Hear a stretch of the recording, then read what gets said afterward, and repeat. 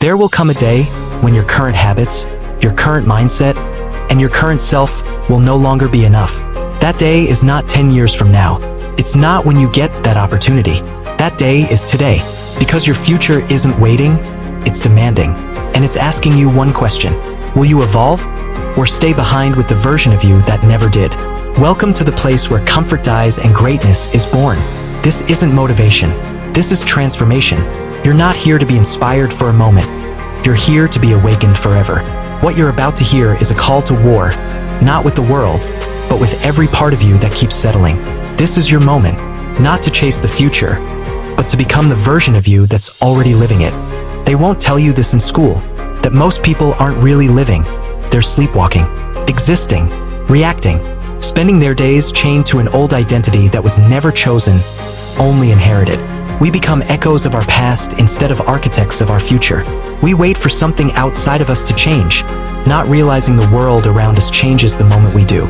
The harsh truth? Your current self is not qualified to lead you into your future. Your future demands a new you, not a better version of your past. Not the person who keeps repeating the same patterns, praying for a different result, but a rebirth forged through clarity, conviction, and ruthless discipline. Because where you're going, the old excuses won't carry you. The insecurities, the fears, the procrastination, the approval seeking, they all expire when you decide that average is not your destiny.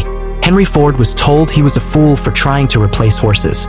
Walt Disney was fired for lacking imagination. Lincoln failed in business, lost elections, suffered grief, and still led a nation. They didn't just evolve, they became who their future demanded. And now, it's your turn.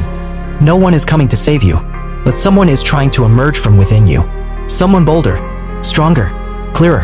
And every day you delay, the gap widens between who you are and who you were meant to be. Success isn't something you stumble into, it's something you become. And that becoming starts the moment you stop negotiating with your limitations. The first step isn't action, it's mindset. The battlefield is between your ears. You've been conditioned to doubt, to second guess, to compare your timeline to someone else's highlight reel. You've been taught to aim for comfort when your soul craves conquest. But let me tell you something. Your mind is not a mirror, it's a canvas. And you don't need permission to repaint your story. The greatest prison is the one built by your own thoughts. But here's the key. You don't rise to the level of your goals, you fall to the level of your systems. Your rituals, your habits, your inner dialogue. The question is, what are you rehearsing? Doubt or dominance? Fear or faith? There's a reason Zig Ziglar said you are the only person on earth who can use your ability, but most never tap into it. Why? Because they keep trying to fix their life with the same thinking that broke it. Transformation doesn't happen when you want it. It happens when you're no longer willing to tolerate who you've been. You don't need more motivation. You need to stop negotiating with mediocrity. Belief is the fuel of destiny. And belief is a muscle. It's built when you show up, especially when no one's clapping. When you keep your promise to yourself long after the mood you made it in is gone. Look at any great success story and what you'll find isn't talent. It's unshakable belief in the unseen. A relentless obsession with the invisible becoming visible. Thomas Edison didn't invent the light bulb after one try. He failed over 1,000 times. But he didn't call them failures. He called them steps. Because belief reframes failure as feedback. Your vision needs you to see what isn't there yet. To stare at your current reality and say, this is not my final chapter. To stop asking, what if I fail? And start asking, what if I don't? Most people wait for belief to arrive. But belief isn't a passenger. It's the driver. You don't need more proof.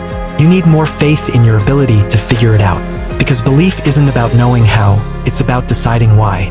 And when your why is strong enough, your how becomes inevitable. So what do you believe about yourself?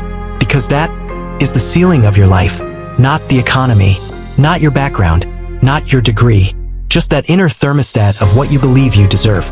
And if that belief doesn't change, nothing will. You weren't born to repeat your past. You were born to rewrite it. The future isn't a place you arrive. It's something you build with every choice, every sacrifice, every belief. So stand up, burn the excuses, bury the old version, because your future doesn't need the version of you who's waiting. It needs the one who's becoming. Your future demands a new you.